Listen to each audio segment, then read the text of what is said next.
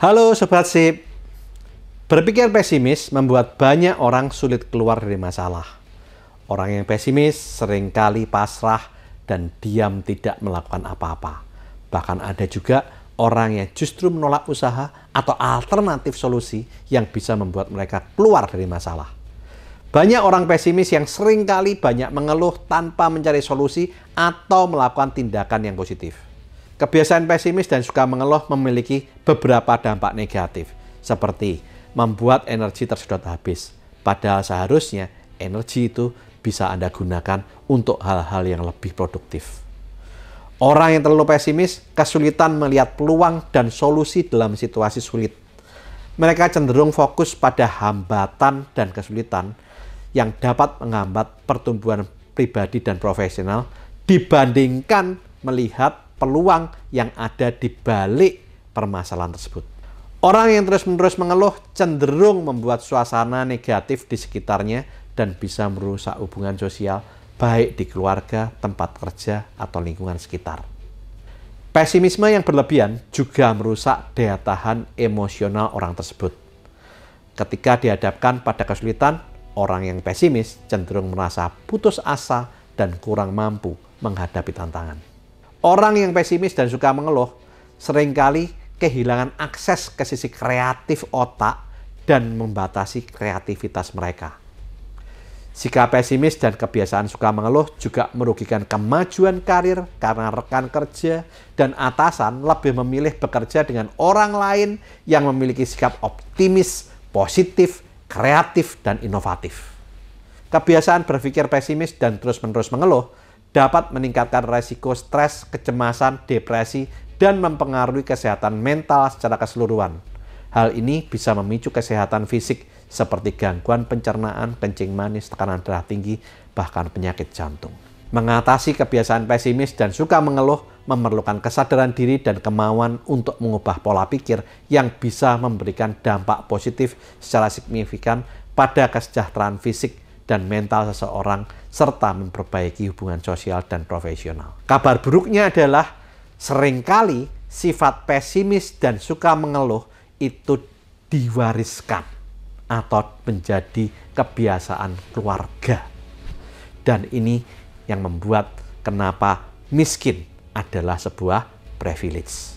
Di video ini saya akan mengupas bagaimana caranya memutus rantai kemiskinan dan bisa merubah pola pikir pesimis menjadi optimis, menghilangkan kebiasaan suka mengeluh, dan meningkatkan kapasitas diri dan potensi diri kita agar bisa sukses dan kaya.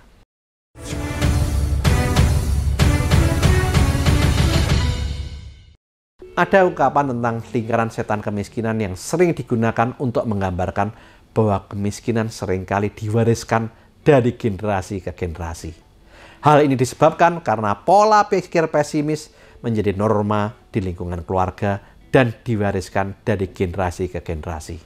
Jadi, bukan hanya kekayaan saja yang bisa diwariskan, tetapi kemiskinan justru seringkali juga diwariskan. Kaya dan miskin bukan masalah harta yang diwariskan, tetapi karena pola pikir dan kebiasaan yang diwariskan. Sehingga, jika Anda ingin memutus lingkaran setan kemiskinan di keluarga Anda, maka hal pertama dan terutama yang harus Anda lakukan adalah merubah pola pikir pesimis yang diwariskan kepada Anda menjadi optimis terhadap kehidupan. Ada juga orang yang memiliki pola pikir pesimis karena pengalaman hidup yang negatif, yang membuat mereka traumatis, seperti kehilangan orang yang dicintai, kehilangan aset yang dimiliki, kegagalan berumah tangga, seringkali mengalami kegagalan, atau mengalami kekecewaan hidup. Hal ini bisa membuat orang memiliki sikap pesimis terhadap hidupnya. Pola pikir pesimis juga dimiliki beberapa orang karena kesulitan mengatasi stres atau tekanan yang menimbulkan gangguan kesehatan mental seperti depresi atau kecemasan. Lingkungan sekitar, tingkat pendidikan, dan pengaruh budaya juga dapat mempengaruhi pola pikir seseorang menjadi pesimis. Orang pesimis cenderung suka mengeluh untuk mengekspresikan ketidakpuasan atau ketidaknyamanan mereka terhadap suatu situasi atau kondisi. Mereka mengeluh untuk melepaskan ketegangan atau frustrasi terhadap sesuatu yang dirasa tidak sesuai dengan harapan mereka.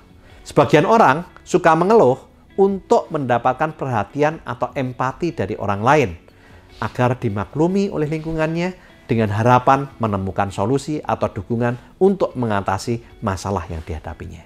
Beberapa orang suka mengeluh tentang masalah atau kekecewaannya sebagai cara untuk mengelola stres agar merasa sedikit lega atau merasa lebih baik.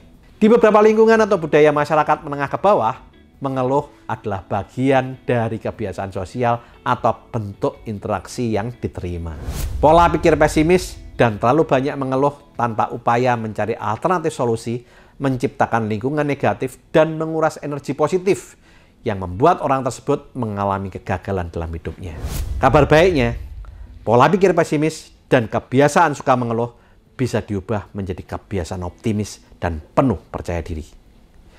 Ada beberapa langkah yang bisa kita lakukan untuk merubah pola pikir pesimis dan menghilangkan kebiasaan suka mengeluh.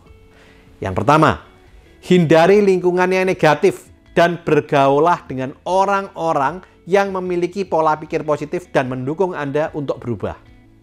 Yang kedua, hindari menggunakan bahasa negatif dalam pemikiran dan percakapan Anda. Gantilah bahasa-bahasa negatif tersebut dengan bahasa-bahasa yang lebih positif. Yang ketiga, tetapkan tujuan yang realistis dan dapat dicapai dengan cara memecah tujuan besar menjadi langkah-langkah kecil untuk memudahkan pencapaian.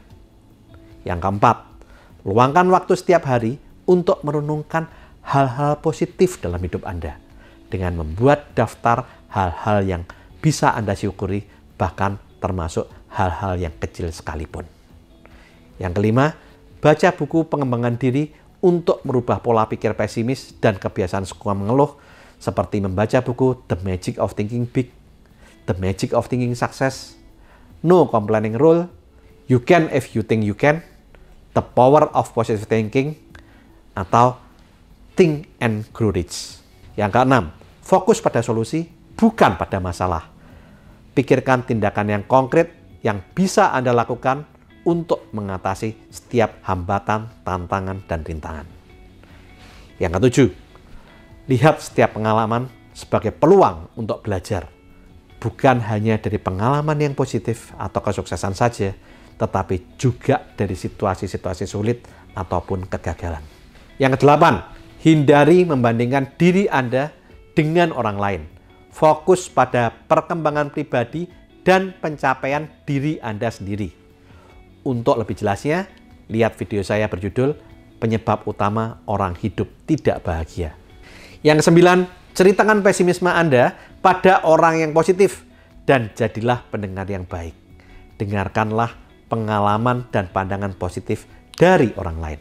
Perubahan memang tidak selalu mudah, tetapi dengan kesadaran diri dan upaya yang konsisten, Anda bisa mengatasi rasa pesimisme dan kebiasaan suka mengeluh yang berlebihan dan mengembangkan pola pikir yang lebih positif. Ada sebuah cerita true story yang saya baca di buku Think and Grow Rich karangan Napoleon Hill tentang seseorang yang bernama Edwin C. Burns. Edwin C. Burns lahir tahun 1878 dari keluarga miskin dan besar di lingkungan miskin yang pesimis di Wisconsin, Amerika Serikat. Suatu hari, Edwin C. Burns membaca berita di koran tentang Thomas Alva Edison yang saat itu sudah menjadi seorang penemu terhebat di dunia. Di koran itu, Thomas Alva Edison sedang membuka lowongan pekerjaan dan mencari partner bisnis untuk bekerja sama dengannya. Edwin C. Burns tidak mengenal Thomas Alva Edison dan ia tidak punya cukup uang sebesar $16.40 untuk membayar ongkos kereta api dari Wisconsin ke Orange, New Jersey. Tetapi karena keinginan yang kuat untuk merubah hidup, Edwin C. Burns nekat menjadi penumpang gelap di kereta barang untuk menuju Orange, New Jersey. Edwin C. Burns datang ke laboratorium Thomas Alva Edison tanpa membuat janji. Tetapi dengan optimis, dia mengatakan kepada sekretaris Edison bahwa ia datang untuk berbisnis dengan sang penemu. Dan dia yakin bahwa Edison akan senang bertemu dengannya. Edwin C. Burns menunggu antrian beberapa lama untuk bisa bertemu dengan Thomas Alva Edison. Sambil menunggu Edison, Edwin C. Burns ke toilet untuk merapikan pakaiannya dan bercermin sambil berlatih bicara kepada Edison agar terlihat meyakinkan saat melakukan negosiasi dengan Edison. Saat mereka bertemu, Edison bertanya kepada Edwin C. Burns, "Apa penemuan yang kamu ciptakan?" Edwin C. Burns menjawab dengan antusias. Dia memang tidak memiliki penemuan, tetapi dia adalah seorang pebisnis dan ingin menjadi mitra daripada Thomas Alva Edison. Edison bertanya kembali, "Apakah kamu sedang mencari pekerjaan?" Burns menjawab, "Saya akan menerima pekerjaan apapun yang kamu tawarkan. Tetapi tujuan utama saya datang ke sini untuk menjadi mitra dari Thomas Alva Edison." Ketika Edison berkata, "Kamu terlalu percaya diri untuk seseorang yang tidak punya penemuan apapun," Burns menjawab, "Saya punya sesuatu yang lebih penting dari sebuah penemuan, yaitu menjadi mitra bisnis dan saya akan melakukan apapun untuk mendapatkannya." Kemudian Edison berkata, "Kamu tahu, saya menolak ratusan orang setiap minggu. Ada di antara mereka yang menemukan alat penghasil emas, alat listrik pencabut bulu ayam, alat isi ulang pena otomatis, dan masih banyak penemuan yang lain. Sedangkan kamu ke sini tanpa memiliki penemuan apapun." Burns menjawab, "Sebuah kemauan dan tekad kuat jangan dianggap remeh. Saya punya visi, dan saya percaya visi ini akan menjadi sebuah kenyataan.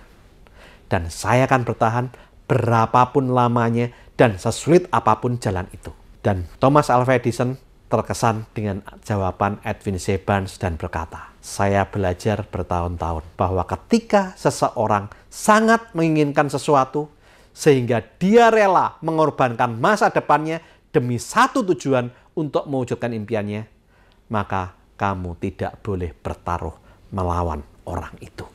Edwin C. Burns langsung merespon kata-kata Edison dengan percaya diri dan berkata, "Mulai dari mana saya harus memulainya?"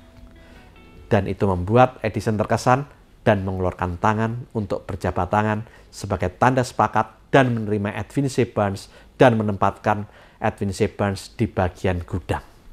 2 tahun kemudian, saat Edwin C. Burns sedang membersihkan ruangan, Edison sedang melakukan meeting dengan pimpinan penjualan dari berbagai negara bagian. Saat itu, Edison sedang menemukan mesin pendikte yang dia yakin akan laris manis saat dijual. Edison berusaha meyakinkan mereka kalau mesin pendikte ini akan laris manis karena akan menghemat banyak waktu dan tenaga.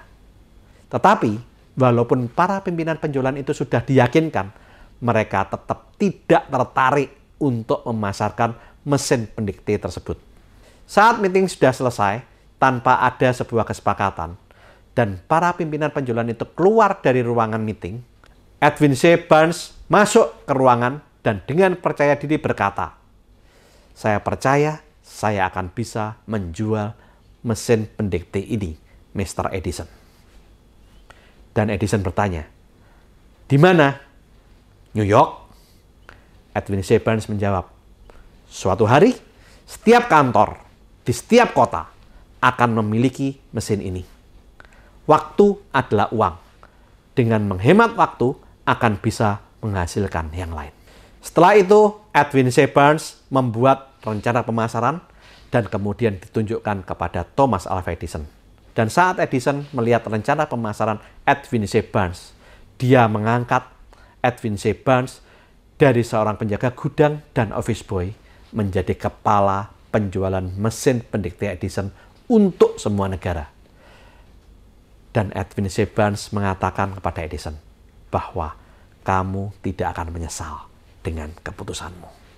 Beberapa tahun kemudian, apa yang menjadi visi dan tekad Edwin C. Burns untuk menjadi mitra bisnis Thomas Alva Edison menjadi sebuah kenyataan, dan di kantornya tertulis slogan, "Dibuat oleh Edison, dipasarkan oleh Burns."